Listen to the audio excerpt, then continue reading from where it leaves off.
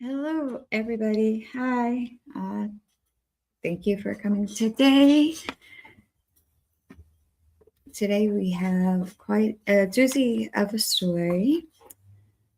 We have a disgraced police chief, but she did not start there. She started in Georgia.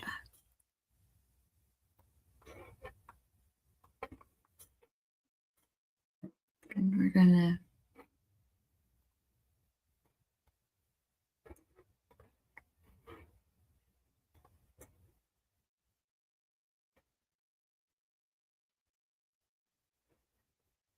She started in Georgia,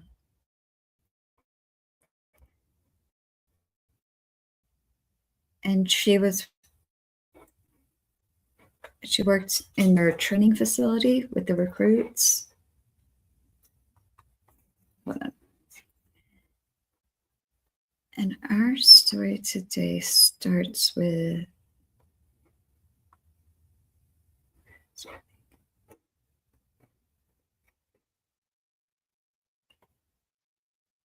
all right.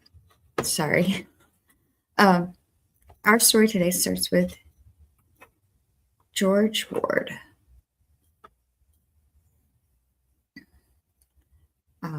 Now, the main character in our story is L.J. Roscoe, and her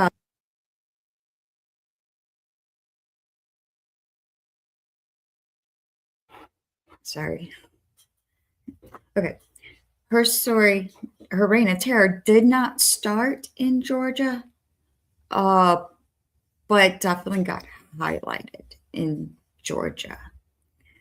And it did not start with what she did to George Ward, but today our story does. George Ward, he was a 29-year-old Black recruit and a proud father of two. He had been a corrections officer in the U.S. Virgin Islands and was hired to work as a corrections officer for DeKalb County, Georgia, or county jail in Georgia. He had passed the initial physical exam and had entered the training. He was one of only 12 recruits that were chosen for his class. And by day 2, he had passed away. On May 12th of 2013, George attended a routine morning physical fitness. However, the exercises and the drills were brutal and anything but routine. During the exercises, George fell behind the class, and then he began vomiting and gasping for air because the exercises were so brutal.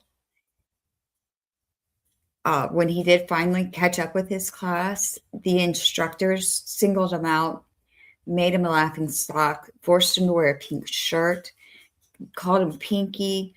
When he collapsed, the instructors had, and this includes Roscoe, she was involved in this.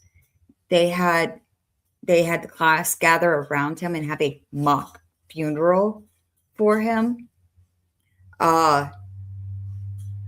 Even with everything going on, George wasn't getting any better. He just kept getting worse and worse and worse. He kept vomiting. He could no longer walk without any assistance. Two of the instructors had to assist him onto the bus, and he began to seize and became unresponsive once he got onto the bus. You would think by now they would have called medical assistance, medical help, 911, to come and help him. But no, of course they didn't. They made him ride the 8.5-mile bus ride back to the jail. Once they got back to the jail, Roscoe then did call 911. But it took EMS another 30 minutes to respond. George, he just kept getting worse and worse. His core body temp was 107 degrees when he arrived at the hospital. Though he did hang on overnight, he unfortunately succumbed to everything the following morning and passed away. He had passed away in less than 24 hours after George began his police training with Roscoe as the leader. The local sheriff called George's death a tragic but unpredictable event. The medical examiner initially called George's death natural, and he stated that George had undiagnosed myocardial fibrosis and scarring of his heart. He stated that George's heart had caused George's death and not the intense training that Roscoe made him do. So because the medical examiner put natural causes as his cause of death, the sheriff's department was able to distance themselves from his death, but they were also able to deny George's family any death benefits. Of course, his family was rightfully outraged about this, and they fought the sheriff's department. It came to the point where the sheriff's office stopped speaking to his family completely. No investigation was ever done. This tactic worked for a year, but thankfully there was a whistleblower in the sheriff's office, and they let it be known that there was a video of what happened to George. And all what was not being said, what they, about the intense training and the mocking. And now the sheriff that called it a tragic but unpredictable event left the office, and a new sheriff came to town. And he had asked the Supreme Court for an investigation to be done and for George's case to be reopened in the spirit of transparency. The video of what happened to George was horrendous. It was worse than everybody feared. When he collapsed, you could hear one of the instructors go, "Oh, he's dead," while George laid motionless on the ground.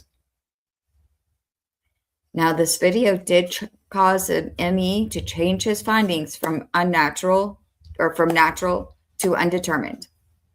And in June of 2016, the Georgia State Peace Officers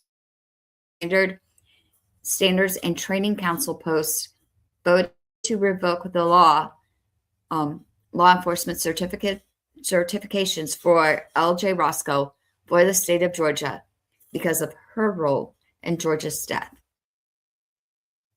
You would hope that because her certs were taken away from her, that she was done.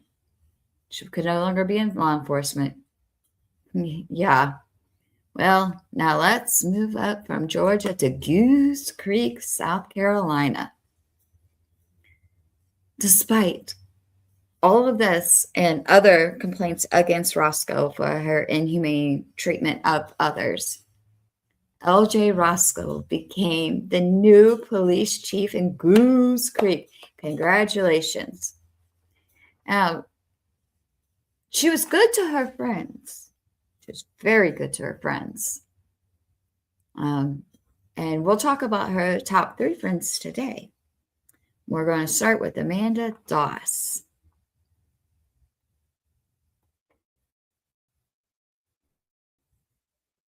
I love this one.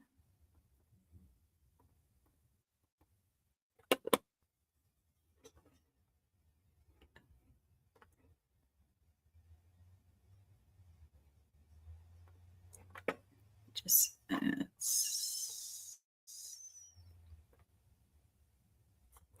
so sorry.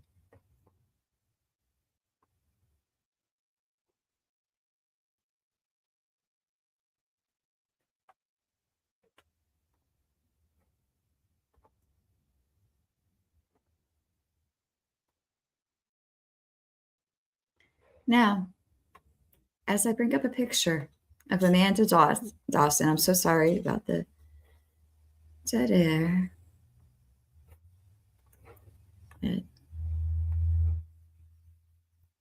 So bring up a picture of Amanda Doss. Just remember, she's the police chaplain. And here's Amanda Doss. police chaplain. Amanda, she's quite a character. She is quite a character. She was the police chaplain, a former Bordeaux model, as you can tell. She has been accused of having an affair with another married police officer. Her former husband has charges of child essay on him. Charges. Doesn't she just sound like a peach? And she's the best out of the three. Next, we are going to go to Mr. Cole Dyer. Now, Mr. Cole Dyer,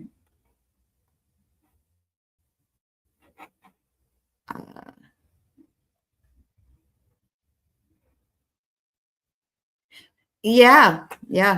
All the chaplains I've ever seen were closed too, but Amanda Doss, she's a little different. Definitely a little different. Now, Mr. Dyer, he is quite a character himself, Mr. Cole Dyer. He was known as Roscoe's best friend and the chief's boy. He's been recently let go from the police department, thank goodness, for ethical violations, intimidation, and unprofessional behavior. Him and his wife were moles for Roscoe. And what they would do is whenever a new police officer would come in, they'd befriend them.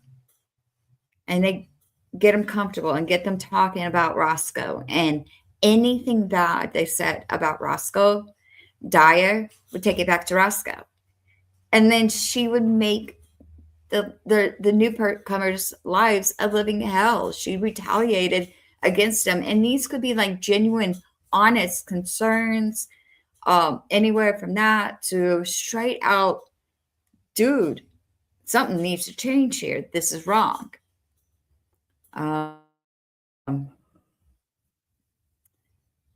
He comes up in a little bit later in a story of when we start talking about what happens when you get on Roscoe's bad side. So now we're going to her next friend, who's another peach of a character. Now we're going to talk about Mr. Tom Hill. Now after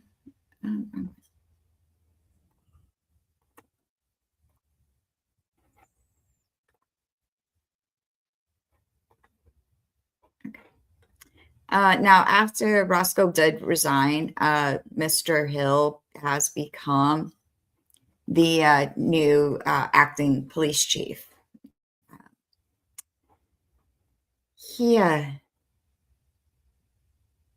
One of the things about Tom Hill is he is really, really, really good friends with Roscoe. He is known for having been the person who, made her background squeaky clean for her to be named police chief. He was known to be one of her enforcers. He was her most loyal, one of her most loyal cronies. He still is to this day. He's her lapdog, and people say it's like he wants her to pat him on his head and tell him he's a good boy anytime he does something for her, all the time, any chance he gets.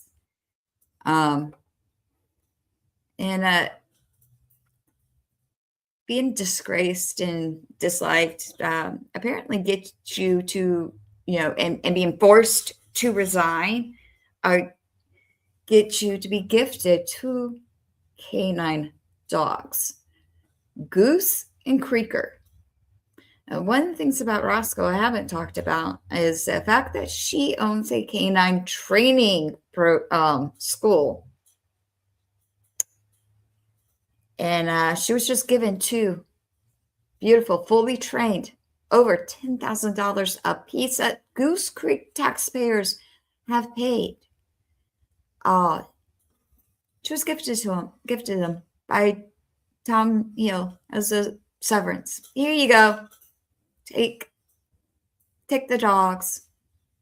Goose Creek resources, money that the Goose Creek taxpayers paid. Take it. Have it. Here you go, bestie. Yeah. Now we're going to go back to Mr. Dyer. Well, not him necessarily. We're going to talk about how he is one of Roscoe's lapdogs. So this young couple had just moved to the Charleston area. The husband was, got hired on in a Charleston facility, not the police department, but he was a Leo, a law enforcement officer, and the couple had a young child that, the wife would take to school every morning. Dyer would sit outside the school to catch people doing illegal things. One morning, she took her daughter to school, and Dyer pulled her over and gave her a $500 ticket for illegal passing. So when when she told her husband about it, he knew something was up. Because $500 for illegal passing was quite steep. So he rode with her to drop their daughter off, and he saw Dyer, and his wife did exactly every single maneuver she did on the day she received the ticket. She did that. Dyer didn't flinch, didn't move, didn't pull her over. Thank you, Lisa. Thank you. Positive thoughts and energies and prayers for you and your husband today. Thank you so much.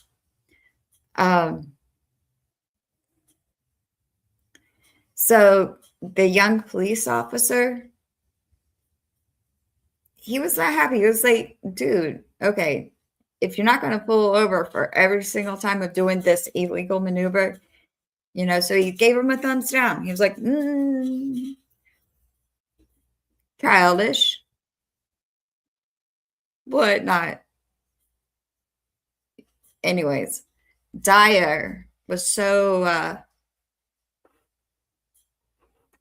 offended. He went back to Roscoe and complained to Roscoe, and they found out where the dude worked, and Roscoe started calling there and saying this dude was letting his wife listen to private stuff that she wasn't allowed to listen to, stuff from the police department and stuff. And this is not only could get him fired and decertified, but could also mean jail time. And the dude's like, I didn't do anything. I'm not doing that, and Dyer's like, oh, he flipped me off. He didn't flip him off. He gave him a thumbs down. Because he's like a crappy police officer who's not doing his job right. So they, the place where he was working did a investigation. They found Roscoe's, allegations were false, and nothing happened to him. And thank God, but yeah. So Dyer, anytime you pissed him off, he went back to Roscoe, and Roscoe would do whatever she could to hurt you. And so finally, they do an investigation into her. And they do an investigation into her and find that she's very unethical. Everything everyone was saying about her was true, was real. So I don't want to get the date wrong, but I think it was the 13th, 12th. On February 12th of 2026, after the investigation was completed into her, she was forced out. Yeah, I'll get there, Mom. Definitely. Definitely they do. She was forced out. The allegations of her were of inappropriate use of department communications and resources. What she did was she used Goose and Creeker's official TikTok page to reach out and meet local lesbians in the area. Goose and Creeker are not your Tinder opening line, okay, lady? Hey, thank you for coming, sissy. Love you.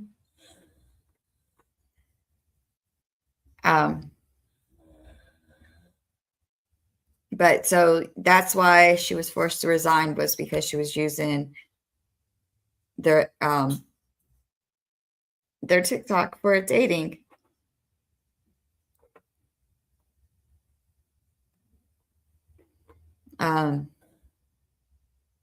But I mean, there's so much stuff that she would do, allegations of, what, just name it, allegations of harassment, of racism, favoritism. She definitely had her favorites. But at the end of the day, as of right now, her reign of terror is over. Just got, the next dominoes, so I gotta keep following. Now, Mom brought this up. The recruits that were being hired under Roscoe's reign all had rap sheets. We're not talking about they smoked a joint when they were 17 or 18. We're talking about full on harassing and chasing women down the street. But okay, that's fine. Running from the cops, hiding from them. Now that, I want to be a cop. Okay, here you go. Oh yeah, you just run from us. You're a good runner. Here, I guess. Jesus. And not just. There are so many of them in there that are a part of this umbrella, of Roscoe's Mafia is what they call it. And every one of them have some type of rap sheet. Every one of them has been in trouble with the law one way or another. The dominoes are starting to fall. And, one by one, they're going to go. Next one to get out right now is Tom Hill. He's now police chief. He's her best friend. He partook in the harassment. If you're not in this clique of theirs, your life as a police officer there is hell.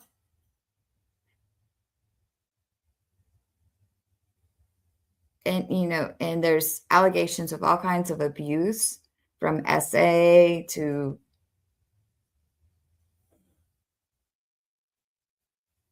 physical, domestic. The cops have longer rap sheets than the criminals they're arresting do.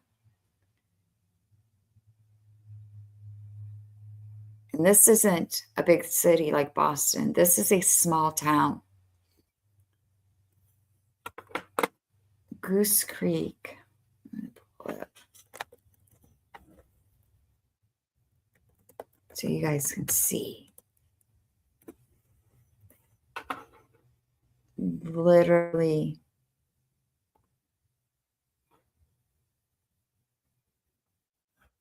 separated by railroad tracks.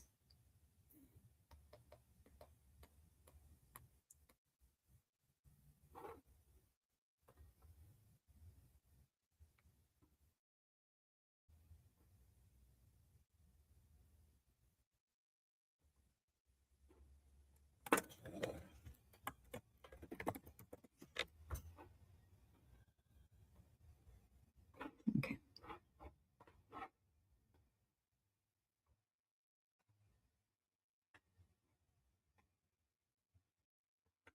Sorry.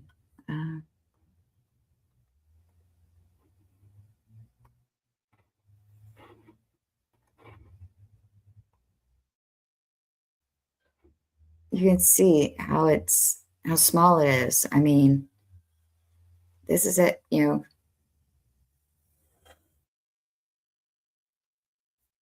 up here. This is it. And then you've got Latson, Hanahan. Hanahan's got its own thing going on right now. One of their city council members has been arrested and has charges of child pornography. So,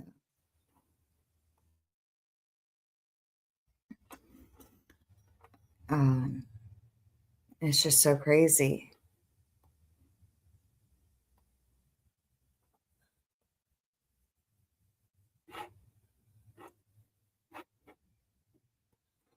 I actually just got this in the email, so I'll read it with you guys.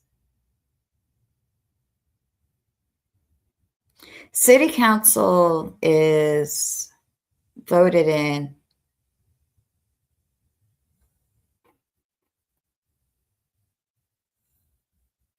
Chiefs are voted in too. They go through. Roscoe was one of 70. There's a board that they go through. When they hired her, she was one of 70 that they chose from. And she apparently was the best candidate for it. This one's about a city council member. Also, before we're done, you guys, if you're on Substack, the Carolina Courier is great at information of what's happening down there. So in Hanahan, South Carolina City Councilman who works with kids is now accused of crimes against children. He's still a sitting member of the city council, but he has been arrested and charged.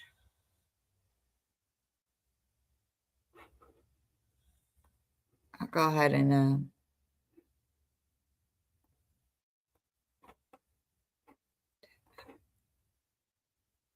okay. So sorry.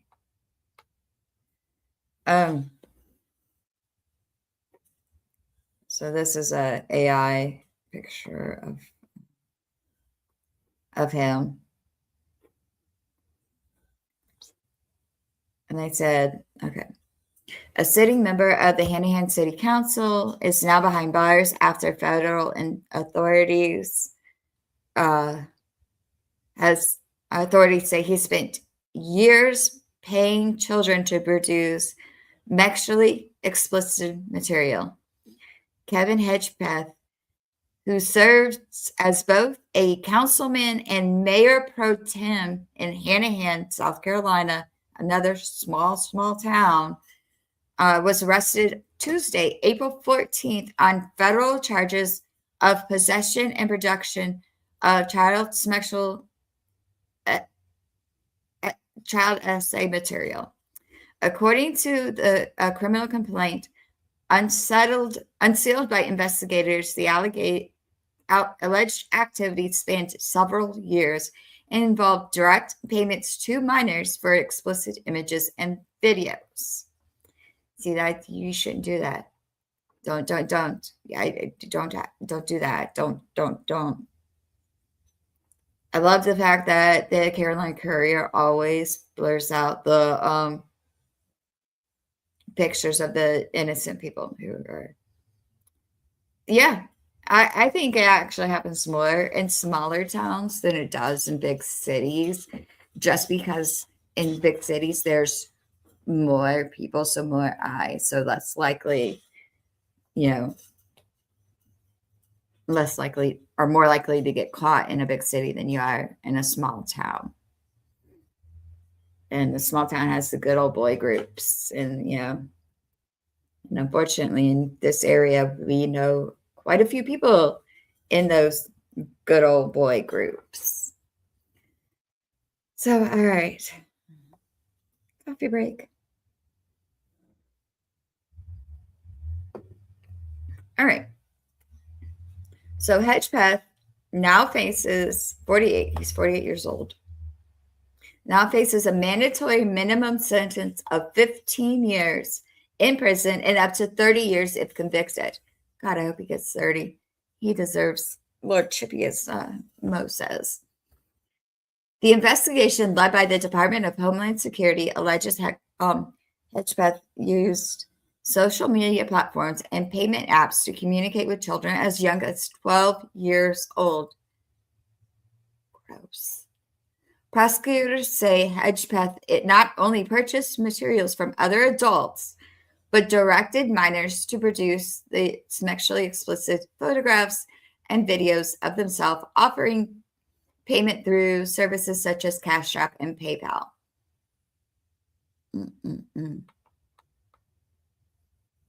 He looks like a creeper. In one particular disturbing allegation, investigators say Hedgepeth attempted to pressure a young girl to create explicit content with their own minor brother. Oh, God. Authorities also allege Hedgepeth at times posed as a minor himself online because, us in our 40s know how to act like a teenager today. Authorities also allege Hedgepeth at times posed as a minor himself, distributing explicit material in an effort to entice additional children to produce similar content. Federal investigators say the activity involved payments to dozens of accounts believed to be connected to minors or individuals selling illicit material. This is so gross. According to investigators, the activity continued from December 2021 until his arrest this week. So that's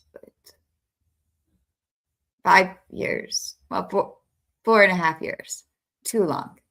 4.5 years, too long.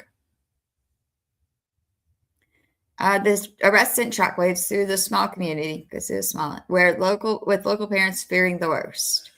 Hedgepeth has served on the Hanahan City Council since 2018 and was widely involved in youth programs through the city parks and recreation program. He also a longtime member of Yemen's Park Presbyterian Church. Was a member of Yemen's Park Presbyterian Church, according to his city council biography. These roles placed him in positions of trust among families and children.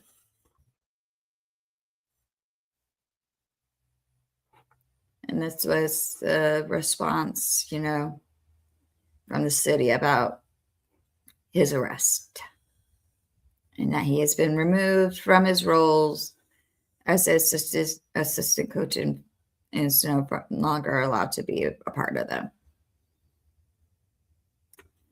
Federal scrutiny of Hedgepeth reportedly dates back to 2024 when U.S. Customs and Border Patrol agents inspected his phone during a cruise ship stop in Florida.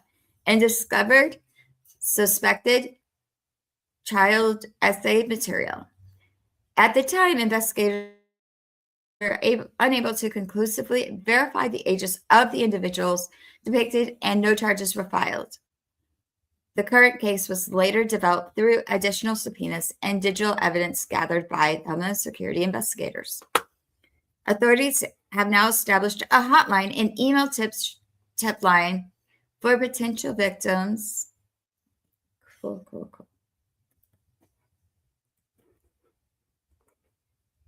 So if you're in the area and you have any tips, please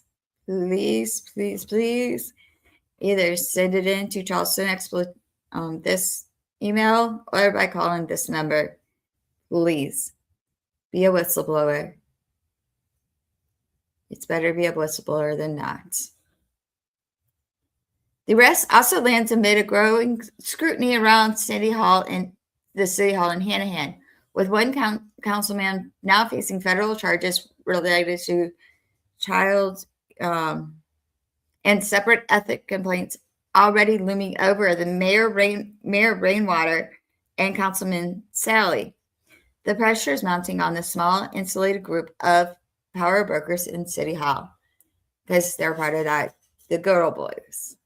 For residents in the Hanahan community, long known for its family-friendly reputation, the questions now being asked are as simple and unsettling.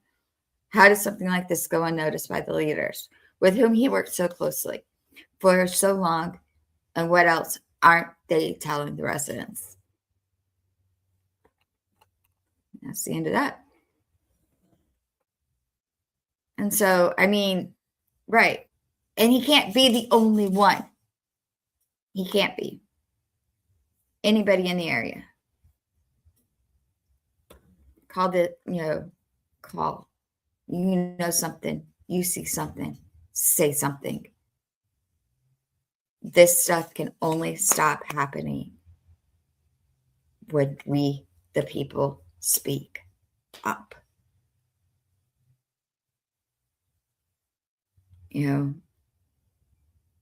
I've been elbow deep in Boston and what's going on up there and all the corruption up there. This is down in Charleston. This is my home.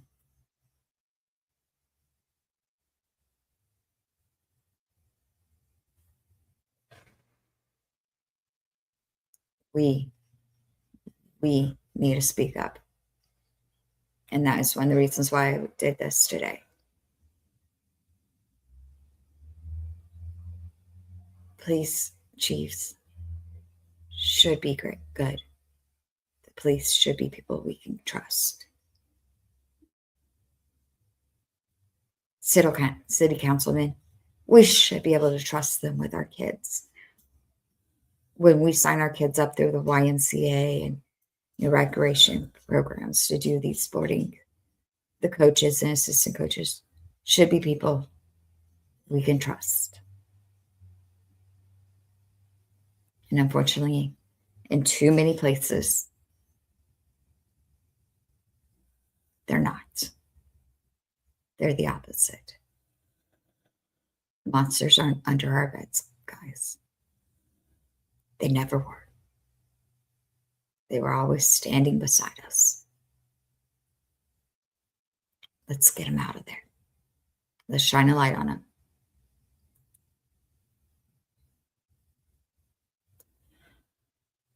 So, thank you, everyone, for coming. I'm going to go ahead and call it for now. My next one I'm going to be doing will be gangster mafia mob stuff out of Minnesota. So stay tuned for that. I appreciate every single one of you for coming. Oh, thank you, Jordan. Hey, how are you doing? Thank you for coming. You got here right at the end. I sincerely appreciate everyone. Donations are never required. I just really love having everyone, people show up be here, talk about stuff with me. I do have a Cash App. It's tcwmaelynn, money sign tcwmaelynn. But I also have an email account that you can email me anything you want to talk, any show ideas. It's tcwmaelynn. TC can stand for whatever you want it to stand for. If you want to talk crap today, let's talk some crap.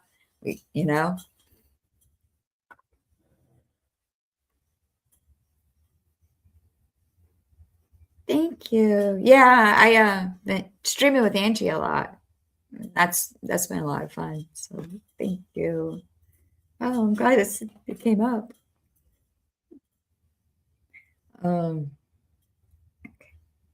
Also, I have an X. It's tcwmaelynn on X. Try like to keep everything, and then this is the picture you'll see. That's my profile picture everywhere. And I hope to see more of y'all in the future.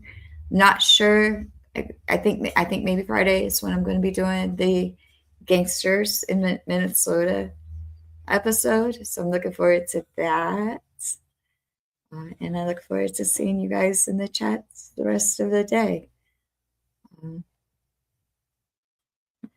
After the last couple of days, maybe today will be a little quiet on the YouTube streets. I don't know. But last I saw, Melanie was little is live. So if you guys want to go check her out, fabulous civil attorney from New York. Her takes are amazing. One of the best. Anyways, I'll go out with love and peace in your hearts. Love you guys. Thank you for coming.